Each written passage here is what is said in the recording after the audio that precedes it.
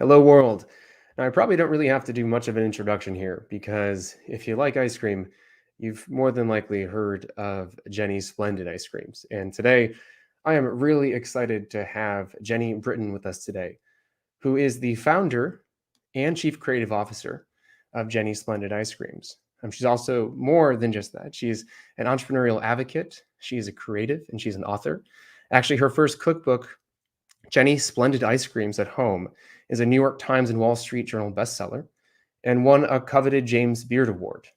Her second cookbook, Jeni Splendid Ice Cream Desserts, took ice cream to the next level with an array of incredible plated, layered, and piled high ice cream centric desserts. So she taught people how to make ice cream and then taught people how to elevate it to create incredible. Like she is a scientist in every sense of the word when it comes to ice cream. I want to dive into that so much more. But as the chief creative officer and the founder, she remains the beating heart of the company and is in charge of all creative output, from the ice cream itself to the supporting details that enhance the experience of actually eating it. She is also a Henry Crown Fellow and has been recognized by Fast Company as one of the most creative people in the business today. So welcome, Jeni, to the stage. Well, thank you. It's so good to be with all of you today. Okay, just first, how do you find your creative inspiration? Does it come from rainy days? Does it come from long walks? Does it come from standing in the shower? Where do you get inspired? I do. I'm one of those people that gets inspired when I'm alone, with books, with paints, with something I can make. On a long walk in a forest, I try to spend, if it's not raining, it's been raining here for a couple of days, but I try to spend 2 hours at least maybe in the forest a day on 1 or 2 trips. But yeah, I find inspiration in thoughts and in nature and in just making something, whether it's just a simple painting or, dinner. I work with a lot of clients that are high achievers and they're creatives and they're innovators, but they go through long spans of time where they are stuck, where they don't feel creative. Do you ever find yourself in those moments? I do, and I sort of go with it. Now, maybe when I was younger, it bothered me a little bit more because you think it's never going to end, and now I know it will. But that's when I really push myself to the forest. I mean, sometimes too, you get these creative blocks because you're spinning about maybe what other people want, your own expectations, somebody else's expectations, the world's expectations, and it's really hard to be creative inside of that. And so, for me, perspective comes from the forest, but really just from nature, where I start to feel, in a weird way, you shed your ego, you start to feel meaningless, important, like you have no importance in the world whatsoever. And from there, you can create. It's just, you're open to it. It's a weird thing, but I think it's in shedding ego that you can really bring forward sometimes that new thinking that you need to get to solve any problem, whatever it is, whether it's an artistic sort of innovation kind of thing or another challenge that you're dealing with. Yeah, by the way, not that it matters, but I don't think that's weird at all. I actually have the Tree of Life symbol on my wrist because I feel connected to the forest. It's a good reminder that everything in the world is connected. And when I allow myself to be present in that and know that I am a very small little drop in the whole scheme of things, it does feel like I can access ideas and also a sense of peace and calm in a way that I'm not when I do get wrapped up in the day to day.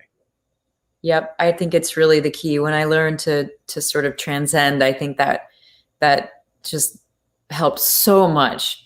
And then from there, it's about flowing, and finding, then you have to find, ideas and whatever. But then I always love, the library or books or, just getting into history or something like that, because it will always lead you somewhere. And I promise I want to get to how you became who you are, also the past. But this is such a great topic because I know you also are leading people and others in creating environments that can help them potentially feel connected or present or valued. How do you incorporate some of these views in your leadership style, if you even do? I'm kind of making an assumption there. Well, I think if I had to sum up my sort of what I think is the most important in leadership, it would be in the word trust. I just think that trust is so important.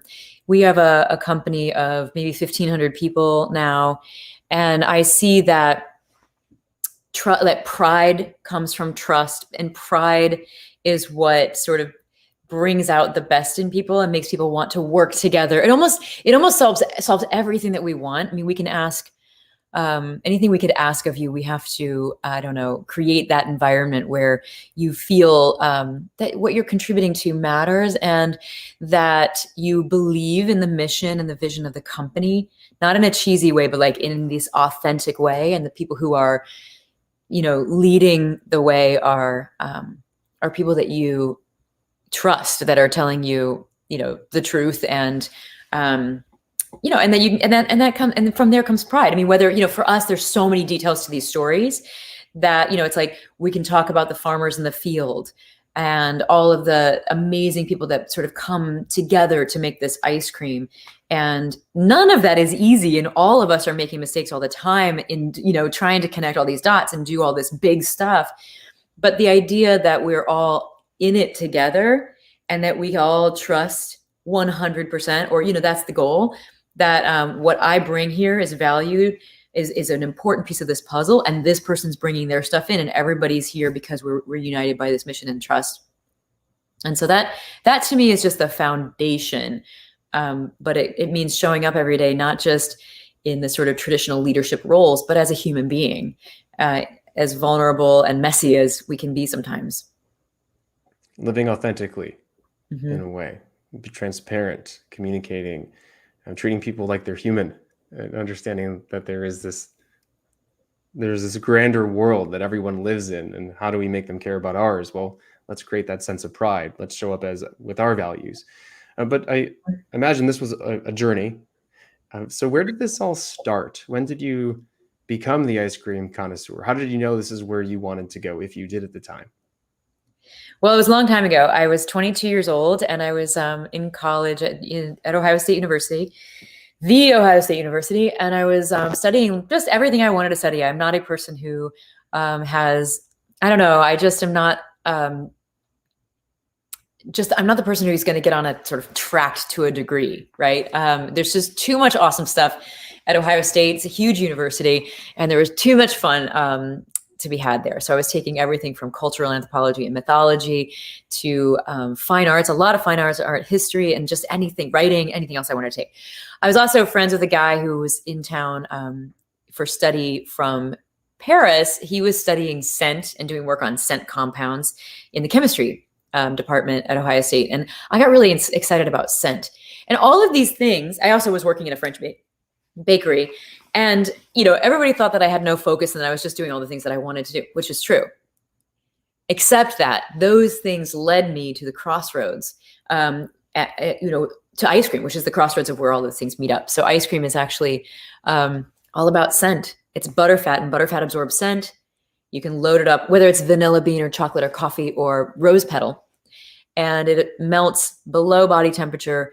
And so in that specific sort of thing, it is the perfect carrier of scent. So once I discovered that, I was actually trying to make scent into art and use it to tell stories, and I couldn't figure that out. And I realized I could like put like a beautiful Bulgarian rose petal into vanilla bean ice cream. And when I served that to people, everybody went crazy. And I was like, oh my gosh, ice cream can be so much better. So it was like this moment of my life where like everything I loved came together. And because I loved telling stories, I loved pastry, I loved, making and eating pastries and ice cream too. I was always an ice cream lover. I just knew the potential of this idea right away. And literally in that flash of a moment.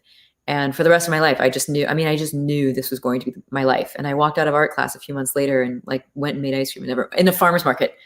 And I've just been going ever since. My first business was in business for 4 years. I made a lot of mistakes. It was called Scream Ice Cream.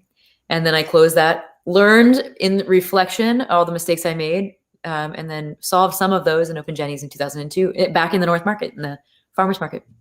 Just want to put that in perspective for our listeners. You were in school and you were just doing the things that you wanted to do. So it sounds like you were working with food, you were exploring art, and you were looking for ways to incorporate scent into art, and eventually discovered that buttercream, one of the ingredients of something that you love, was a conduit of that. And as you served people, this almost living, breathing, consumable art piece, not breathing, a consumable art piece, there was a reaction, and you saw that reaction, and it inspired something within you, and then you leapt because you're just so used to doing things that you want to do.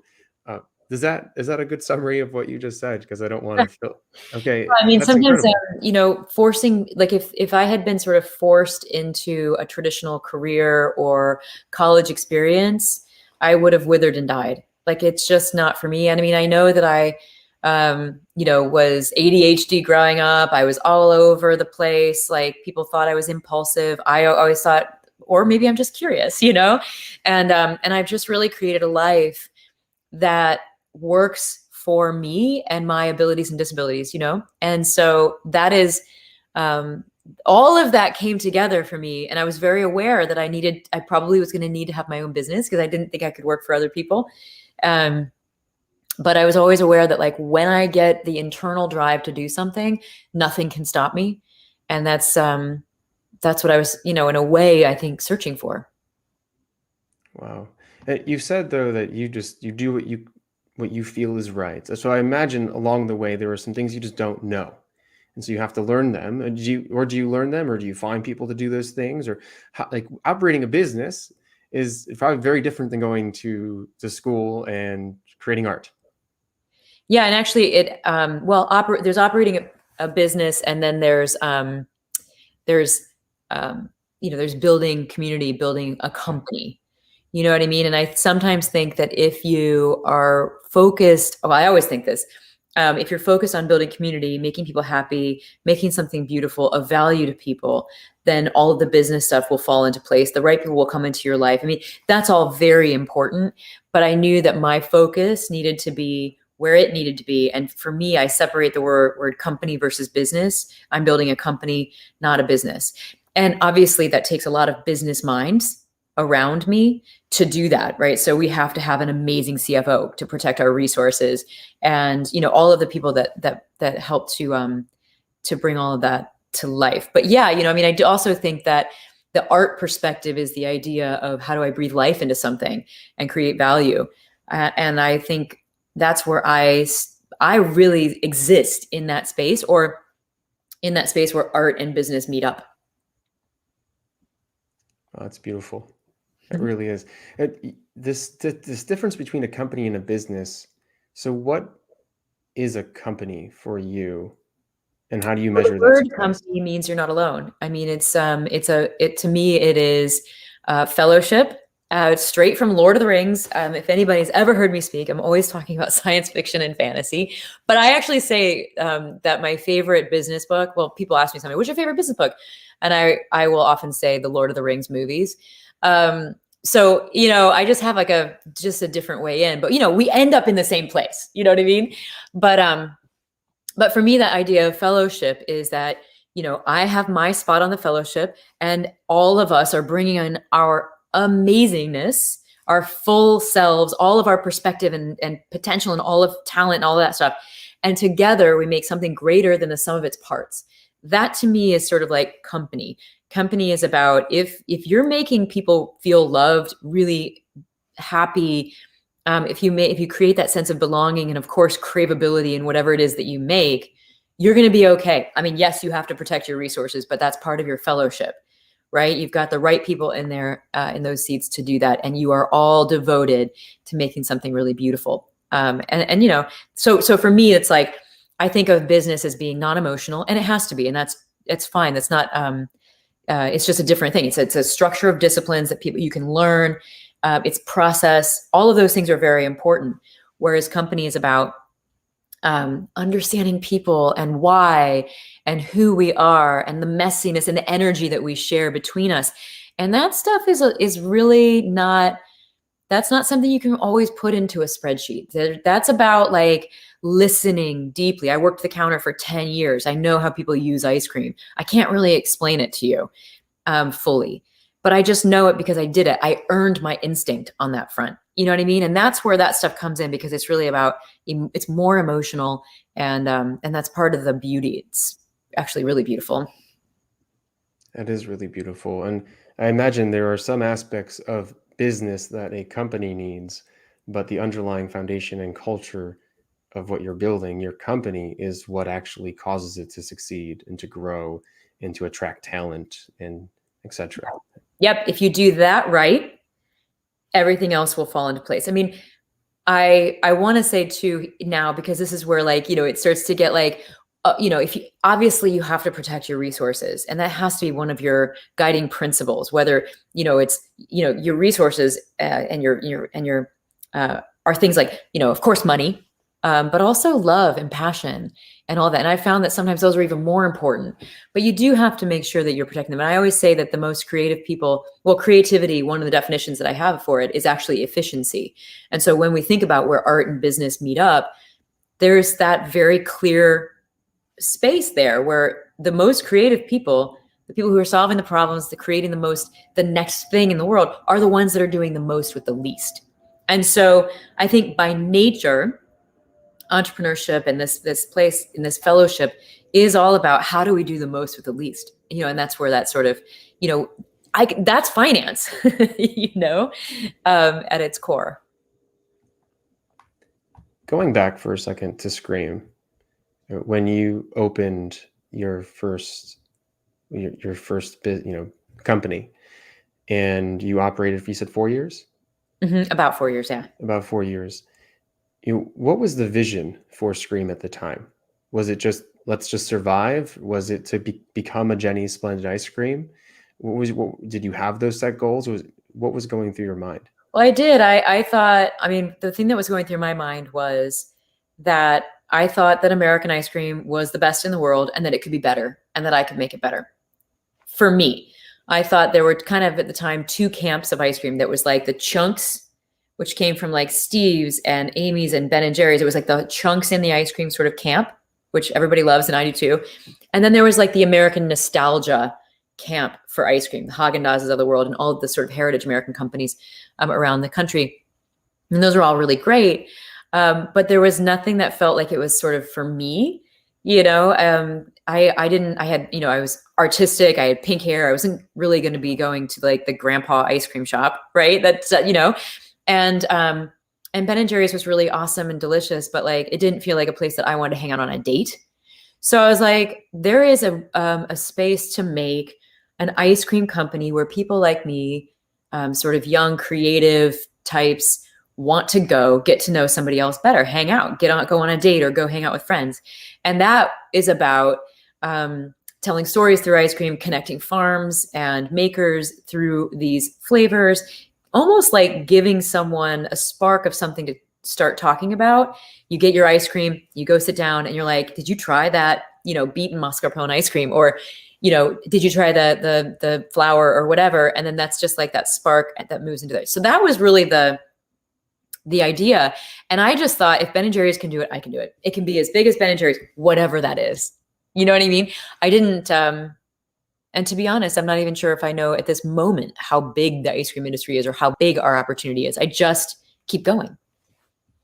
And so hence when it did, you have to close up and you reopened as Jeni's, was there ever a time where you said, okay, now I'm going to go work for the Ben and Jerry's of the world with all this experience, or no, the only option here is to create a new company? No, not really, because I didn't have a ton of experience. So I wasn't going to be hired by Ben and Jerry's because like I had just worked at a farmer's market shop that failed, so for me, it was, I'm going to go back to school. I'm walking away from this forever because it's too hard. I had worked every day in the market. I made $638 a month for all of those years to take home. So I lived off of that. I traded ice cream for food. I mean, it was just like, it was such an awesome adventure, but I was also like, this is too hard. And then after I closed, I realized some of my biggest mistakes. And one of which was I was still thinking like an artist, too much like an artist. So I was making any flavor that I wanted to every day. And so when I would hit on something that people would love, like there were flavors that from day one, people asked for all the time, like salty caramel was like my flavor. And people would drive in from surrounding states to get it because they'd heard about it or they'd had it. And I wouldn't have it the day they got there because I was just the artist. I was making whatever I wanted to. That's the whole point of this business. And then after I closed that business and I was at another business and they were out of something that the only reason I was even there, that I realized that I'd been doing that to every customer who came to Scream. And it was like that stuff like that. Like I realized that that what brings you back is what you had before. And you might change your mind when you get there, right? But rarely, and I know this to be true too, still to this day. So once I realized that consistency was actually way better, that you had to, like, when you hit on something that people love, you have to have it, and you have to have it all the time. It just got my juices flowing again. I started immediately on a new business plan, but it was solving some of the things that were wrong. And then I realized, okay, no, this is going to work. And whereas at Scream, it was like we were sort of hobbling along. I realized that this could really be a viable business. And then I started writing the plan and got back in. What was the timeline there from when you closed Scream to when you started getting these ideas? Because, when you are in the work, it's very hard to think about the work. So that space that's to be true. creative is essential. I think a lot of people are wondering, why isn't this working? And so they double down on what's not working instead of taking a step back and going, okay, what do I need to think about right now? What do I need to reflect on? So I have a way of, my way is always think, do, reflect, think, do, reflect. And so, and I learned that in an art class, actually. And so that reflection time is really important. I think it's important even now to this day, but it really did make the difference between my two businesses, having that time away, thinking that I was walking away, letting it all go. And then I start to pick up these aha moments of like, oh, this is what I want when I go to a business. And I wasn't doing that for my customers at Scream. Right. So I thought I had everything. I mean, when you don't know what you don't know, you think you're doing everything right, and so there were a lot of things that I just thought maybe, as entrepreneurs do, maybe I was ahead of my time, or maybe like, they just didn't understand or whatever. No, we never blame our customers ever. But it took me a little while. I had to get outside of that, reflect on what took me to other businesses. And then in order to realize how many mistakes I made. But I also did a lot of things right. I mean, I had learned ice cream. I listened to feedback and sort of started to absorb like why people were, loved ice cream. I started to absorb things like display and how to talk to people about ice cream. And so a lot of the foundation of what we became came from that place once it was tweaked and fixed. And so now if we were to fast forward from the time machine from then to now, everything we've discussed about pride and trust and reflection and learning, I mean, we are in a very strange time. And I don't know if I can say that anymore because it's been so long of this time. How do you feel your values as a leader and as a creative are supporting your organization and your team now? Like, what are some things that you might have implemented, or what is number one priority for you? I mean, the idea of fellowship is huge for us. The idea that we want you to bring bring yourself in, and that it's really important that your unique perspective in the world informs, obviously who you are as a person, what you're bringing here, but the whole team, so that we're not just this sort of monolith or whatever, but that we are this team, this fellowship, creating this experience for our team and our customers. That's important. This idea of community is which is very similar, but it's like, it's important for me that wherever you are in the company, you feel like you are, whether you're a customer or a team member in the shops, or somebody on the leadership team, or somebody who's in fulfillment, you feel like you're connected, and that in part of that fellowship, that your work matters. Those are important things. There's a lot of values. I have a little book that I wrote called Flavor Notes. And the word flavor, if you look it up in the dictionary, actually means the essential character of something or someone. I always say, or someone. So we talk about flavor a lot at Jeni's. The flavor of us as a company, and how it's made up of individuals who are doing awesome things. How would you describe your flavor? Well, I don't know. I mean, I think I don't know. I mean, I definitely, I think I would, if I was actually going to say an ice cream, I would say it would be like lemon, because I have like tons of electric energy. And I feel like I'm the kind of person who has more energy than anyone, literally anyone I've ever met, or very, very few people have I met who can match my energy. But that's that sort of excitement and energy. But that's, that's me. I've created this world that I love so much and so deeply. And that's the passion that you get when you do that, I guess. On that energy piece, do you have any favorite productivity tools as a creative? I'm not sure if you love answering emails, and I don't want to assume, but what do you use to stay on track? My team at this point. I've always been the kind of person, for better, for worse. The thing that's boiling up to the top is the thing that's going to get my attention. I'm not very good at sifting through emails and finding the opportunities within those, or, whatever. So I need people around me to do that. Of course, I also get a lot more now than I ever did. And so I can't manage all that by myself and be creative. So that's really, yeah, I can't do that. However, I do man my own Instagram, and I get about as many DMs every day, if not more. And I do try to keep up with those, because for me, it's important that that place, if I'm going to do it and spend time on it, is a community that means something that matters. So it depends on, what it is, but like, I just try to know what my strengths are and where I can really use them, and then let other people help me with all of the other things. And what is the difference between Instagram management and email management for Well, I yourself? think mostly it's opportunity. So people will, email me a paid speaking engagement, for instance, and I'll miss it because it looks like spam. You know what I mean? Or a partnership idea, or so much. I mean, even LinkedIn. I have somebody that helps me with that, because we're getting such amazing stuff coming in through there. But you have to be able to sift through that.